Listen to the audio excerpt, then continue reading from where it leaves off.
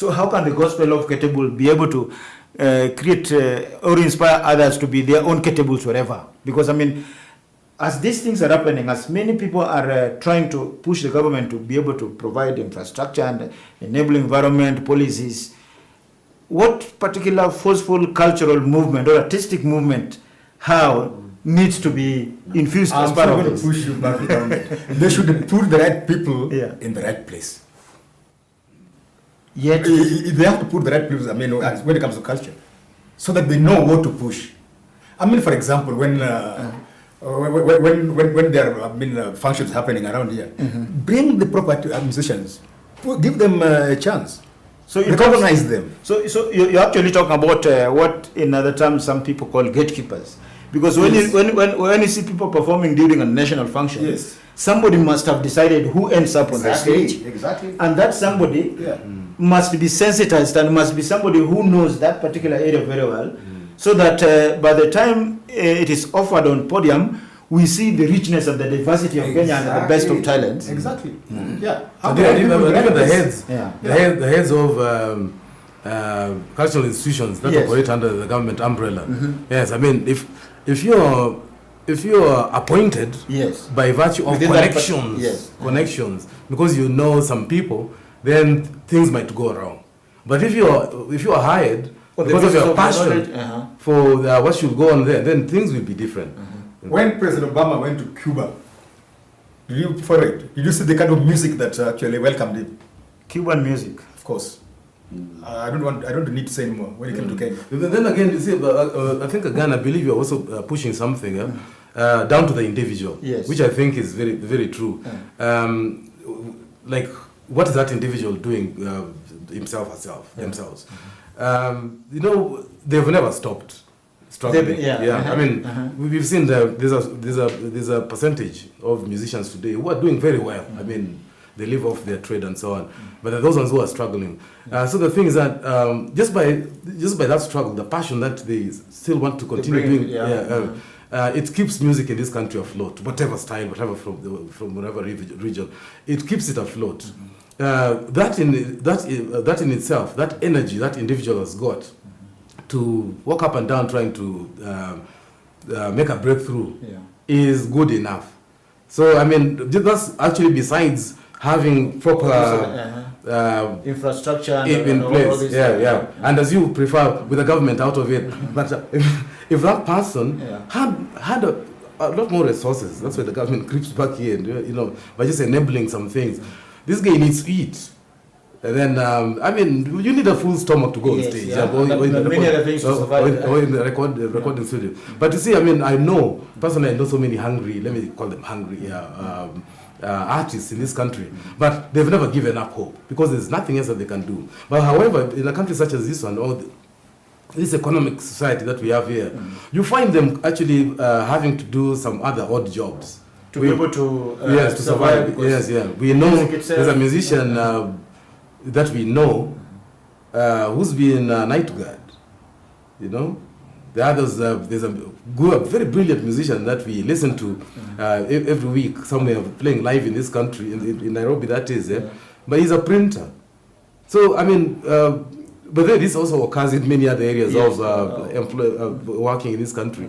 And you do 2-3 jobs to survive. You cannot, it's difficult to specialize, That's why you find a small shop somewhere in urban centers, M-Pesa. Basically selling everything. In small little I've even seen a clothes shop when it became mandatory for all of us to have seat belts. Yes. I mean, this guy is selling trousers, but then there was the seat belts now available. And you see, it's about, I used to make fun of them, but then when you understand it, I mean, where it's coming from. Yes, exactly. So it affects the musician also. There's that kind of musicians in this country who cannot make a living off their trade. So you have to do something else, which to me is not right. I mean, you should wholly focus on what you're doing. They need time to think. They need time to come up with proper lyrics. I mean, we've seen that we are very poor in lyrical content these days. Come up with that stuff. I mean, it needs a nice, clear, focused mind on what they should do. But see now, if Rentman is coming tomorrow with a big padlock and whatever, this person is likely not going to make a very big difference when it comes to the national scenario of music today. Okay, so somebody listening to this conversation and with the passion that we are expressing and talking about Benga, and this person could be a student who is doing her master's in music. This person could be a producer who is looking for new sound and new work.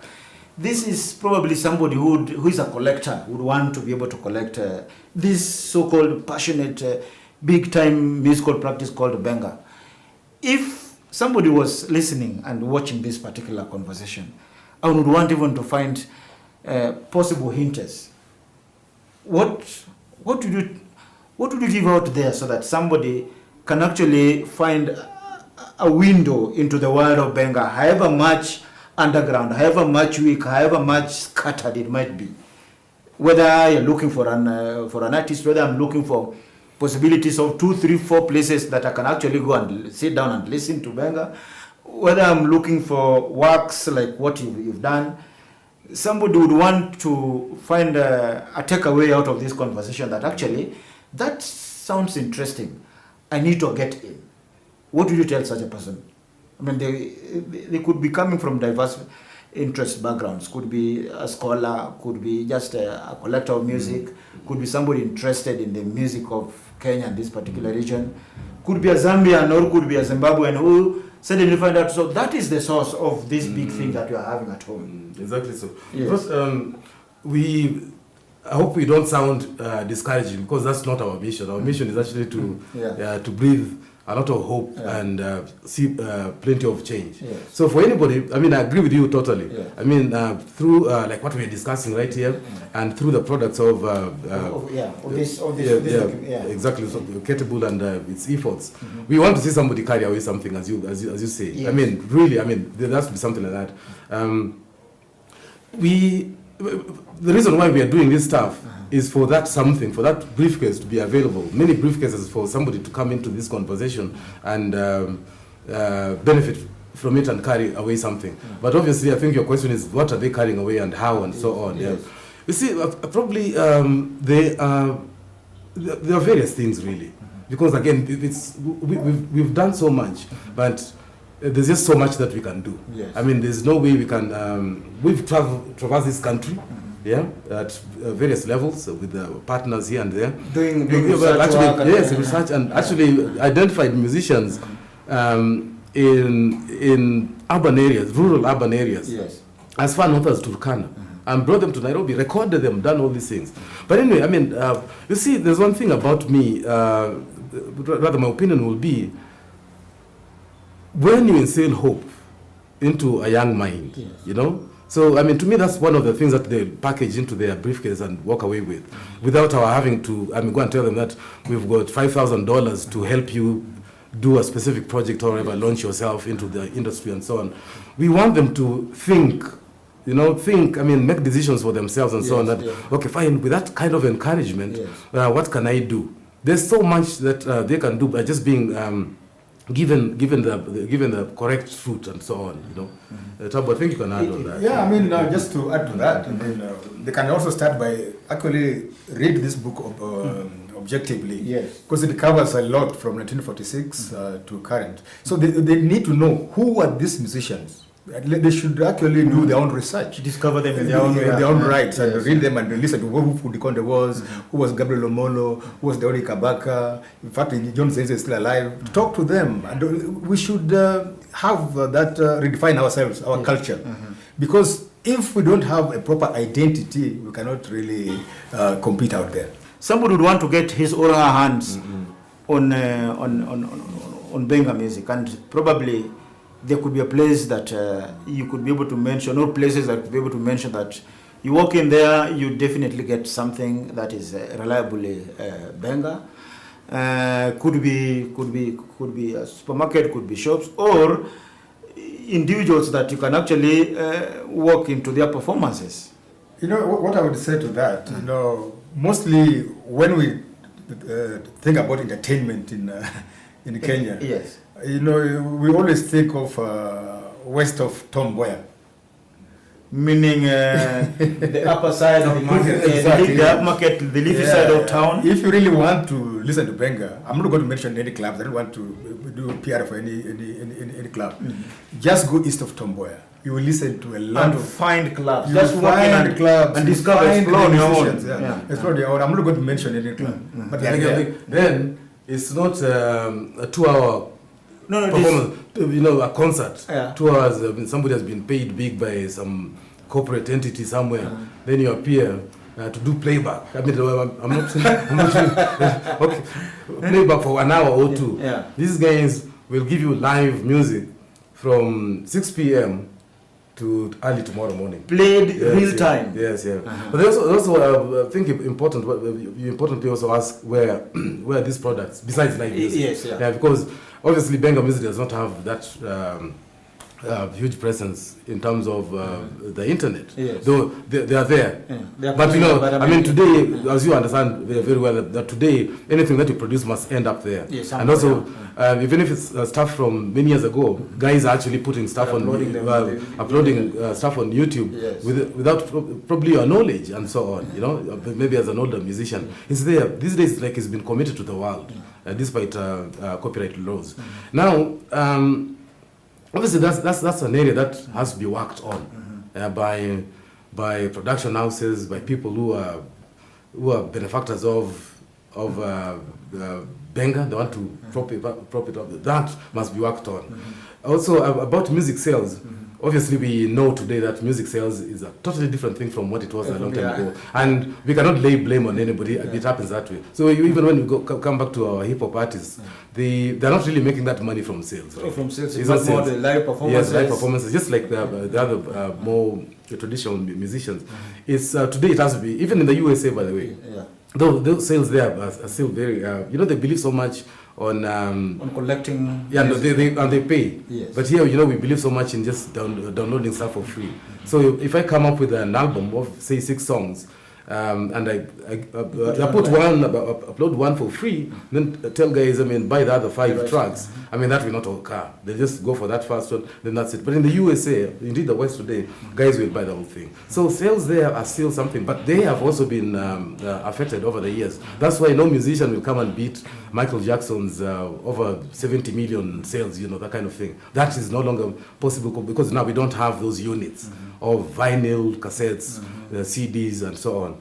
The medium right now is MP3, MP4. Now, for Benga to survive, we actually also toss the challenge to them. They must grow out of those dance halls in some of them actually pretty dingy. And explore other spaces and platforms. Gather the guts, don't come out like rats. Caught out in the sun. No. You must come out with a strength and say, you're a hip hop guy, I want to take you on, that kind of thing. So, we are trying to help them at that level, but as I said, there's just so much that we can do. So, there's also that effort that they should They need to be out and coming and bring their products exactly. And just presenting themselves and let the public judge them. Let them approach a large 5-star hotel in Nairobi and tell them that we want a gig here. With a nice get entrance fee and so on. We want that. Let them be kicked out and told we are not interested. But you see, they must do that also. But also to add to that, you see, as I said earlier on that maybe probably music died in the 1980s. Somehow just went. But you see, I don't expect the Benga musicians or the youth to play Benga exactly the way it was played in the 70s and 80s. They should take it to another level. So that's another challenge. Instead of copying Nigerian music, instead of copying South African music, let's take Benga to another level. And that's what is needed. That brings me to probably the last question that I have. Part of this conversation earlier on mentioned about how Benga has also provided inspiration to other musical practices. We mentioned how the Congolese were able to borrow and be able to find a way in which it built their own sukus. And you go to Zimbabwe, you go to Zambia, you said Benga big time actually managed to prop up that kind of practice. What would you say to a young Benga musician who probably might see that, might discover that that's also a route to follow? Find what Benga has inspired and has grown and flowered, and see how probably you can reappropriate and probably see how it can improve their own work. I mean, it is people learning back and forth. And if a seed from home germinated somewhere, probably it is also a possibility that you could be able to go and look what works and what made those to work, so that you can be able to find in your own way again to make that which was yours and somehow weakened come back, and you can be able to make the best of it. I think I'll just tell the young musician, first be a musician first. Meaning, if you're doing hip hop, yes, do not do it as an easy way out. Or as just copying and just, yes. Know Benga well as a musician, and then said, okay, I'm not going to play this Benga the way it was done by my grandfather or my father. I'm now going to make hip hop out of it. Yes. I keep on telling the youth, even if you take music like Momboko, you know, and if you're a jazz musician, you can make jazz out of Momboko. And you know, Momboko is like, see, but you don't go and do the South African jazz. We have it here. I'm not telling that you must just play the way DK played. You must just play the way Dio Misiani played. So, innovation and exactly. Being able to and for you to do that, yes, you must be a musician. They should take music seriously. Nothing to do with the shortcuts and just no shortcuts. Because if you're just doing shortcuts, you know, like as Paul was saying earlier on, Madhu, that just rhymes and rhythms, that's good enough. Understand music. Look at someone like Wyclef Jean. He knows music very well, but he says my preferred genre is hip hop. So first become a musician, yes, and then now find your own voice. Become a Benga musician and say, look, I'm going to do Benga hip hop. I'm going to make hip hop out of this genre. That's what everybody's doing. That's what I was saying that the South Africans are doing when they took Kwaito to now to house music. And it works. That's what the Nigerians have done. They've taken Afrobeat, now this Afro pop. Then that assures us that this thing has got a life tomorrow. And we'll be able to live beyond in its own different way, because innovation constantly reinvents it. And that's why I see up to today, you go travel in Europe, the genre they recognize in Kenya is Benga. These young people, when they go there, they sound that rich. You cannot do Nigerian music and beat Nigerians, really. Let's be honest. You're not going to do South African music and beat the South Africans. This is the same way they can't do American music and do exactly, like even them, they cannot do Benga.